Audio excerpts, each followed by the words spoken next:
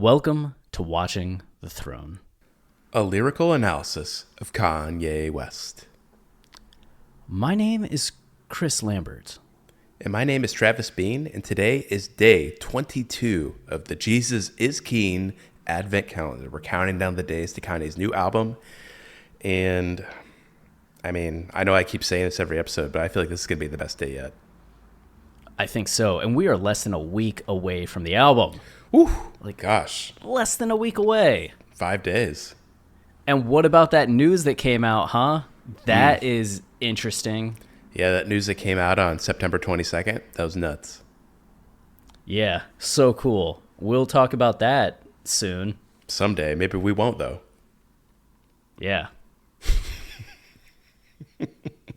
Keeping in suspense. That's right. Speaking of suspense, a few episodes ago, when you opened up the Advent calendar, there was a letter. Yeah. From it was Kanye a little tiny West. package. Yeah.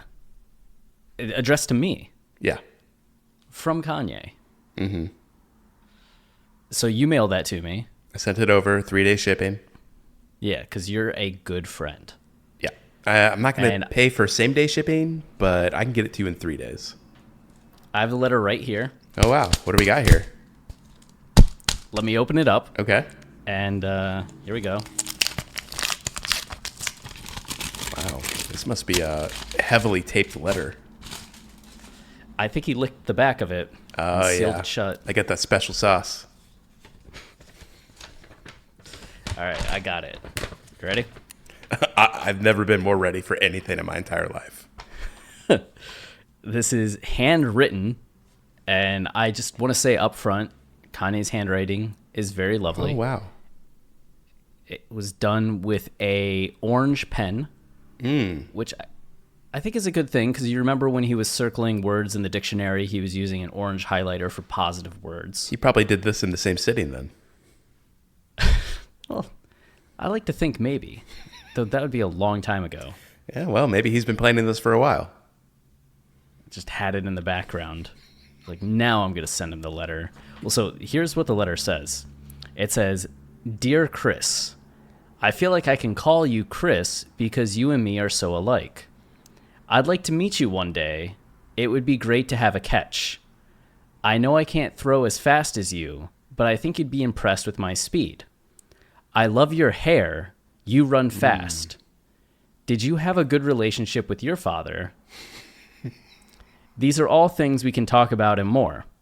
I know you have been getting my letters because I know you would write back if you did. I hope you write back this time, and we can become good friends.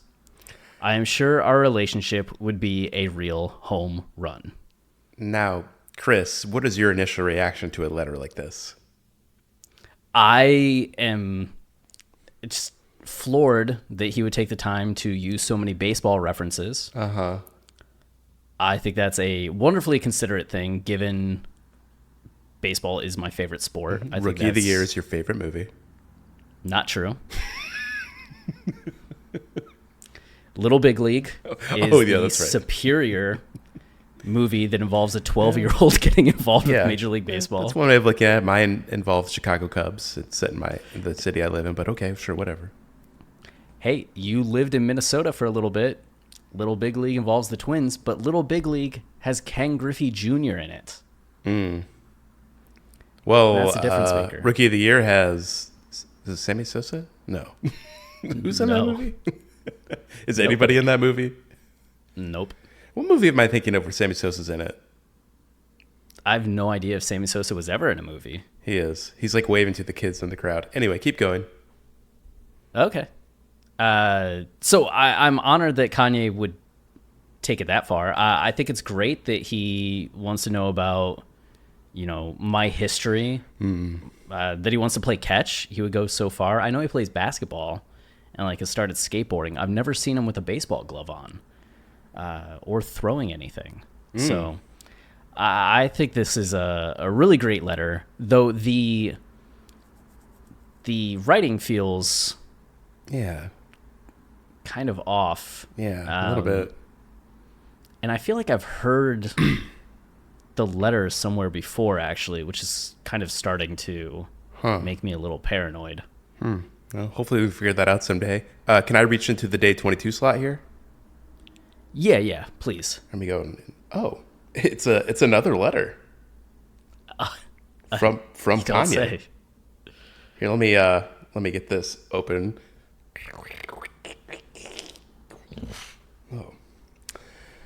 Oh. Dear Travis, please don't let Chris know. Oh, this is nothing. We don't need to read this on air. Oh, what was that? The don't let me know what? Nothing. It's really not important. It's something our listeners need to hear. You know, I feel like our listeners have been through so much with us that anything that you need to say to me, you can say to them. Chris, are you going to make me do this on the air? I don't see what it could. I mean, Okay. Okay.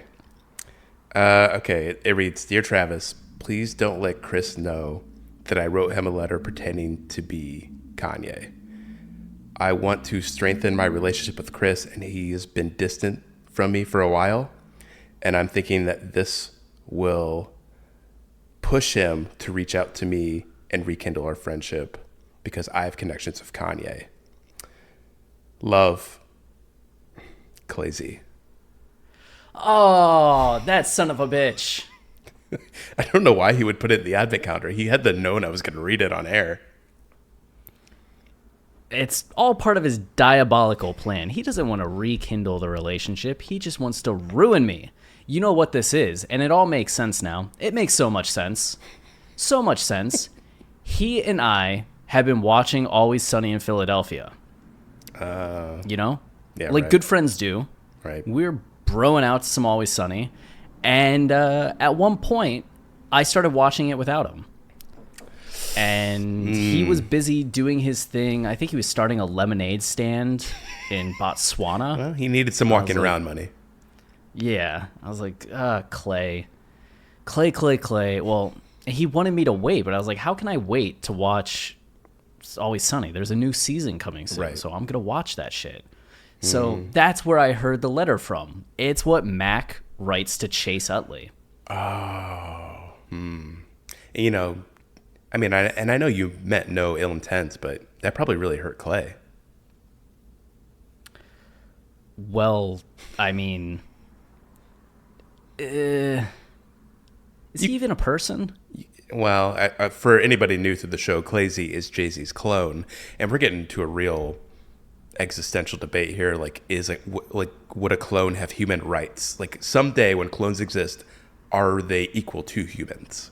I mean, like, this is a discussion we're gonna have to have someday. Having said it out loud, I was wrong. Yeah. He is. Kind of gross of you to say. I'm pretty just taken aback right now. I thought Kanye wrote me this letter. I'm gonna need a minute just to change gears. Okay. Well, let's change them right now because we're going to cover day 22's topic. We're going to be counting down our 5 favorite songs from the Kanye Jay-Z collaboration, Watch the Throne. Oh, man. Is Jordan here? Where's Jordan? He's kind of here because I can feel his rage from the fact that we didn't cover it properly in sequence of Kanye's discography. We should have covered it after we counted down our favorite songs from My Beautiful Dark Twisted Fantasy, not after The Life of Pablo. Yeah, that makes sense. Sorry, Jordan. Yeah, sorry. Famously, Jordan, again, famous for the show, has been pissed off that we haven't covered Watch the Throne on the show because it's just as important to Kanye's discography as any of his other albums. But you know what? Chris and I aren't perfect. We were covering the solo albums first. We were doing our best, and, you know, this is just the way the peanut shook out of the bag. Like, what do you want us to do? Yeah, Jordan. Hey, you piece of shit. So, okay, let's count down our 5 favorite... Oh, let's count down our 5 favorite songs. Chris, what's your number 5? So at number 5, kind of a... I guess maybe it would be higher up for most people. But In Paris.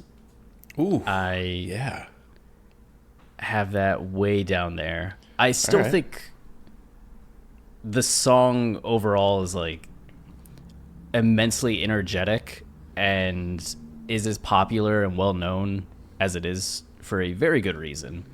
Um, some very classic, awesome lines. It just doesn't do some of the little things that excite me as much as some of the other songs.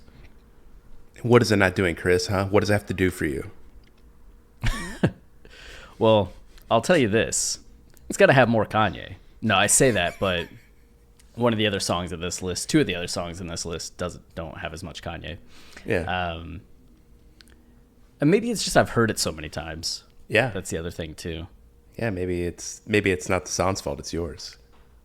It is more of a reflection on me than it is the song. I think so. I think the outro is one of my favorite parts too. Like I do love how weird that it gets in that breakdown and the "Don't let me get in my zone." He was in his zone. Mm-hmm. All right. Well, I'll forgive that for a second as I move on to my number 5. A little known ditty, "Gotta Have It." Ooh. "Gotta Have It" is not on my list. You know, it's funny because a lot of the times when we count down our songs, like the reason I love a song is because of how it fits into the concept of or narrative of the album. And I don't think there's a narrative on Watch the Throne, especially since it was supposed to be like a 5-song EP at first, and then it kind of just like continually blew up. But you know, the big concept of the album, like the running theme is like these two guys who weren't supposed to ever make it and then are now like kind of on top of the world and on top of the music industry, and just like the power they have and how they can maneuver things. So like I think all of my favorite songs are the songs that just like best accentuate that, like that really capture that. And "Gotta Have It" just like, I just love the beat. Like I love how political it is and how angry it is, and like they have a chip on their shoulder. They're just like both bringing it, and it's one of the few songs in the album where they're trading bars. I don't know, it's fucking great. I realized when I was like praising the hell out of "Why I Love You" a few episodes back that I completely forgot that they traded bars on this song. Oh yeah. "I remain Chi-Town, Brooklyn till I die." It's so good. But yeah, it's my number 5. I love the intros to each verse too, like "Hello, hello, hello, white America," and "What's up, what's up, what's up, motherfucker." I love it. Gosh. "Where my money at?" Like, "What's up, what's up, what's up, what's up, motherfucker, where my money at?" is the most Jay-Z thing. Yeah, and Maybach's on Backs is the most Kanye thing. Yeah. I say that to myself all the time. I don't know why, but a lot of the time I think about Maybach's on Backs. Good shit. Number 4. All right. I think it's one of people's least favorite songs on the album, but I've always loved it, which is "Welcome to the Jungle." Oh yeah, let's talk about that one. Yeah. So I always loved Kanye's kind of, how do I want to describe it? Sexy? It is sexy. Okay. But there's also something very just brief and has a lot of punch to the lines he has in the intro. I asked her where she wanted to be when she's 25. She turned around and looked at me and she said "alive." And just this idea of survival. And as you said earlier, the album's so much about how these guys managed to make it. And the fact that there are these little moments of contrast on the album about how thin the line is between failing and succeeding. Just, it makes me think of "No Church in the Wild" and the escalation from like what's a man to a king, what's a king to a god, what's a god to a non-believer. In the song where they had previously celebrated their ascendancy, to have that contrasted by this girl that just wants to be alive at the age of 25. Yeah. I just always loved then how Jay comes in and just kind of flexes. Yeah. Like he was able to transcend that mindset. And I think the first verse is also very emotional in a way that I had never gotten to hear Jay be emotional. And maybe that's more on me. But to this point when Watch the Throne came out, I don't think I had ever heard him talk about, like, paralyzed by the pain, I can barely move. My nephew gone, my heart is torn. Sometimes I look to the sky, ask why I was born. My faith in God every day is hard. Every night is worse. That's why I pray so hard. Mm-hmm. Like, that's so evocative and just vulnerable in a way that I really like from Jay. Yeah. And cinematic in a way that I like too. And then going off into the second verse, I just love how he kind of goes off. Yeah. I look in the mirror, my only opponent. Yeah, I think that's the thing with Jay is I think he's always vulnerable and deep in his own ways. I just think he's such a lyricist and such a poet that his verses take a lot of like dissection. Like you really have to like delve into them and like figure out what he's saying, and like there's so much there. I think this song is a case where like, you know, hard on his sleeve, like he's being a little more simplistic with his emotions, which some people might see as like, you know, a bad thing, but I agree with you that it's really powerful to me, like just the way he's saying it and how much emphasis is being put on the emotions he's exploring. Like it's a different kind of Jay for sure. Yeah. I love the final line too. Risking my life, I'm already dying, so fuck it. It's like, yeah, why not succeed? If you're already dying, like, go for it. Yeah, it's good shit. Number 4 for Travis is a little known ditty called Otis. That's a good one.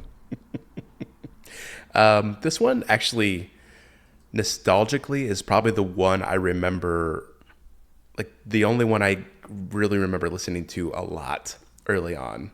Like I love this album and everything, and of course I love Paris, and the whole front half of the album's like just stacked with amazing songs. But Otis was the one, actually I have a specific memory about this. So back in 2010, I think, I ran a marathon, and later that night, I was supposed to go to a dance with Lauren. Her sorority was having like a formal or something. So I ran a marathon in the morning, and like, I felt like shit. You always feel like shit after a marathon. It's stupid. Don't ever do it. My legs were killing me. Like I was so tired. I went home and passed out, and I was just thinking like, how the fuck am I going to dance at this fucking formal? And we were there, and like, I was having fun and I was drinking, and Otis came on. And like I went fucking crazy. Like I was just like dancing like a madman, like probably terribly, that's fine. But I was like all over the place, and like everybody was like watching me. Like maybe they were laughing at how terrible I was, but like I was into it. I didn't care. And that song just like kind of has a special, like nostalgically, I can sense this power from it that like I can always tap into whenever I listen to it. And like I just love the energy of it and how they're going back and forth like 8 lines at a time. Like it's nonstop. It's just, I don't know. It's so good.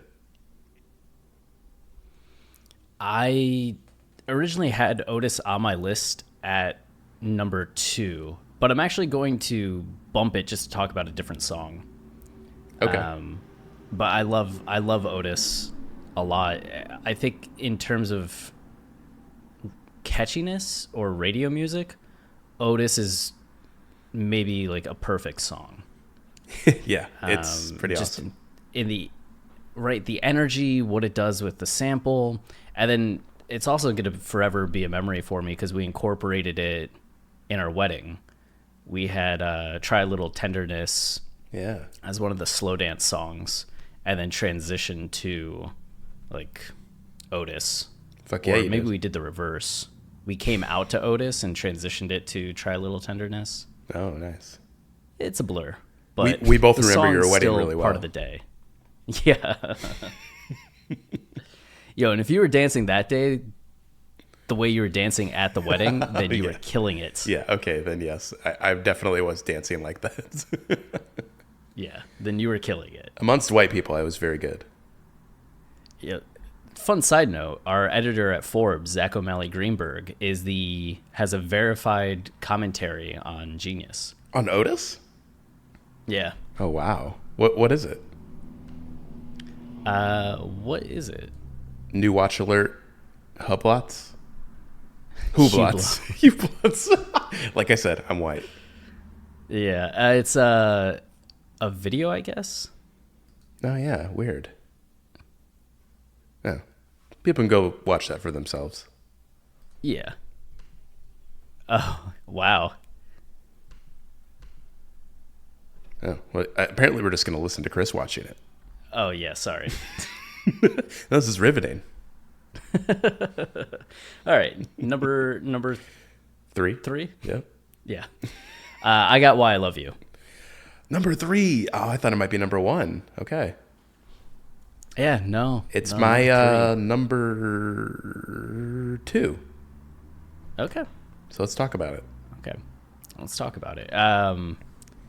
I think in one of the early Advent Calendar episodes, I ranted and raved about this song, and by ranting I mean praise the shit out of it. I was so hoping that they would have a song where they traded bars the same way that Quelly and Mos Def did on Black Star, and for this song to kind of, for the whole album to build to this song, and then finally have the last verse be them really going back and forth fully in the way that I hope that they would do the whole album. It's very satisfying to me. And I love that they really play off of the idea of the throne and coming to kill the king. And it just, as people that are obsessed with concepts, for them to manage to bring back the concept to this point and have it be the climax of everything, I just love that little touch. Man, this whole song is like fucking incredible. Like, kind of is not on it like a ton. It like is mostly a Jay song, but when Kanye comes in, fuck, man. Like, what do you do when love turns to hate, and then Kanye says, "Gotta separate from these fucking fakes"? Like that shit. I'll ride that energy all day. Yeah, how he like these fucking fakes, like, Ugh. Ooh. And then Jay, oh my God, I'm just reading it now. Caesar didn't see it, so he ceased to exist. So the guy that killed him had the keys to his shit. My God, this song, just like the images in this song too, are fucking incredible. Yeah, I love how elevated it becomes in terms of the language and the thoughts. Like, wasn't I a good king? Maybe too much of a good thing, huh? Did I spoil you? Me or the money, what you loyal to? Ah. My God, it's so good. Yeah, maybe this should be number 2. Okay, so we each did our number 2s. Now let's do number 3. Okay. Number 3, and just, this was kind of a spur of the moment, but I always loved the outro, or the third verse, and I think it needs to get a little shine. Maybe another of the unpopular ones from the album, but Who Gonna Stop Me? No, that's really good. Yeah.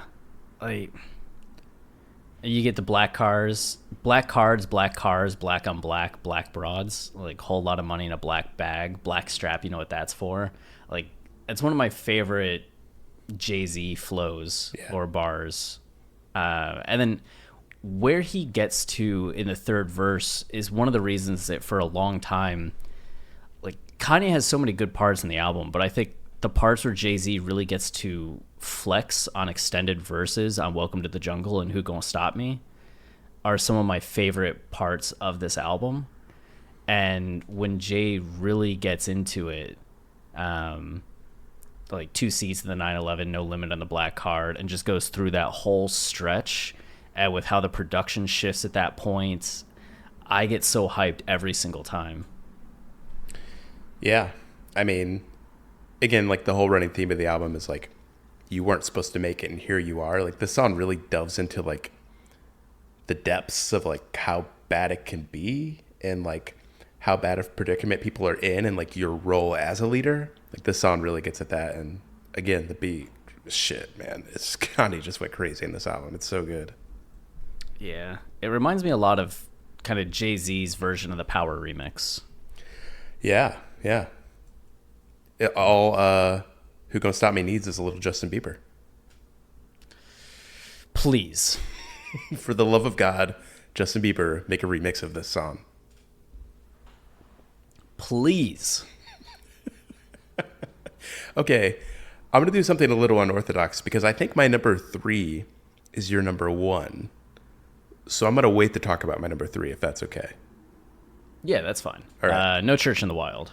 Oh, okay. You want to get right into it? Yeah, No Church in the Oh Wild. yeah, because you would have your number one would be your next Yeah. thing. Okay. Right? Yeah. So yeah, let's talk about it. It's your number 1, so I want you to go at it. Yeah. No Church in the Wild. It's still. I remember. I just moved to Asheville, North Carolina. I was alone. Didn't know anybody there. I was 24 and like very excited. Like, oh, I'm gonna set off on my journey to become a writer, and this is the start. And this album came out, and I remember excitedly putting it on for the first time and getting in the car to go drive, I think to see a movie, alone by myself because I had nobody to go do anything with. And all this like fresh energy, like, I don't know, it was the second day I was there, and this became it was the only album I listened to in the 3 months that I was living in Asheville. I did not end up liking Asheville, but it moved back very quickly. But No Church in the Wild really set the mood right off the bat. And having Frank Ocean just from the get-go have that philosophical escalating chorus of human beings in a mob. What's a mob to a king? What's a king to a god? What's a god to a non-believer? And from the moment I first heard it, I was so on board. And just the verses from Jay and Kanye, it just capture each of them so well, and really set the mood, I think, for who they are, the album itself. I wanted to listen to the whole album, and I feel like I listened to that song 5 times in a row, just going back, really savoring it as I just continued to drive around rather than getting to the movie early. Yeah, I mean that's one of the most hype starts to an album ever. Like it's not super upbeat or anything, but it is kind of like brooding and like setting a mood. Then you get Frank Ocean's part, and then you get tears on the mausoleum floor, bloodstains on the Coliseum doors. It's like, whoa, what the fuck am I in for? Yeah, there's so many. Oh, I always love the absurdity of Kanye saying 2 tattoos. One read "No apologies," which is like, yeah, I can see that. I feel like I've seen that tattoo. And the other said "Love is cursed by monogamy." Like that is a tattoo nobody would get, and feels like it would just be like kind of awkward and ungainly, but it's pretty funny, especially in retrospect to like where Kanye is now. Yeah. What that line captures. And two, just like the language of that line. Like it's not the kind of line Kanye would write anymore because Kanye is so invested in narrative and capturing like mood and like plot points, to where on this album, which doesn't really have a running narrative, and I feel like him being with Jay, who's somebody who's very lyric focused and looks to build stories within songs as opposed to like over an entire album, I think it really pushed Kanye to like be more reflective like of his society and of his surroundings, and not needing to like fit this small piece into a larger whole, to where like each song is kind of like an adventure in that way. And you get lines like that where it's just Kanye like kind of running through thoughts and like making these little bits of imagery that like speak to something larger. I don't know. I guess I've never really thought about that until now, that like Jay-Z really did bring that out of Kanye, and that's kind of amazing that we got that.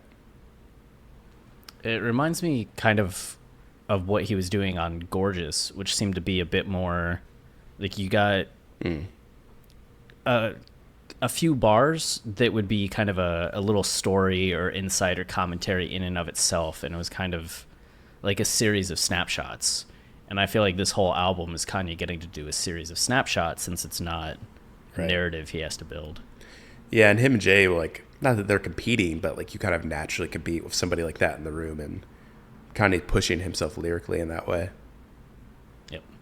Yeah, it's an amazing song. All right. My number 1. I got my list here. I counted down all the Watch the Throne songs. I'm looking up at number 1. Guess what it is, Chris?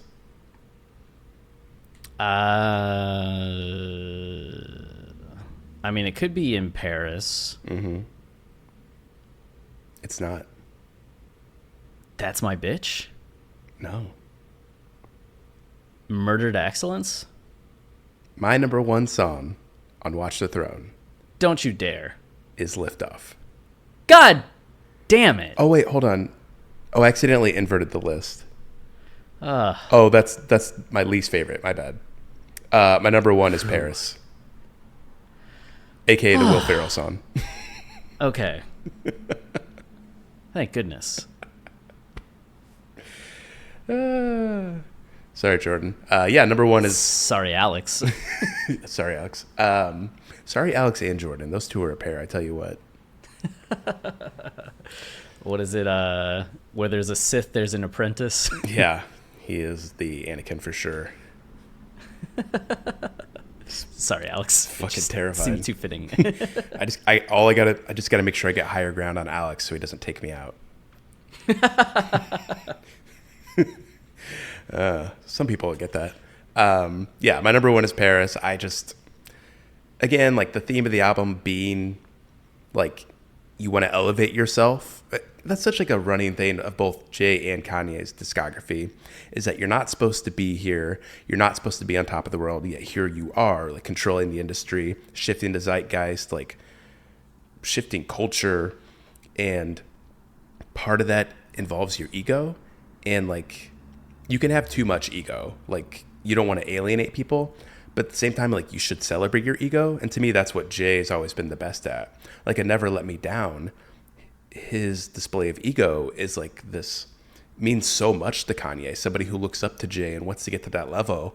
Like that's really inspiring for a lot of people, for you to flaunt your ego like that and to do it in a joyous way, not to do it in a selfish way, which I think can come across sometimes. Like on Yeezus, I think Kanye is sometimes purposely egotistical because he wants to show that the character is kind of ugly and hasn't quite found his way yet. To me, Paris is like a pure loving display of like loving your place in society, like loving how you're on top of the world, embracing the ego in like a fun way.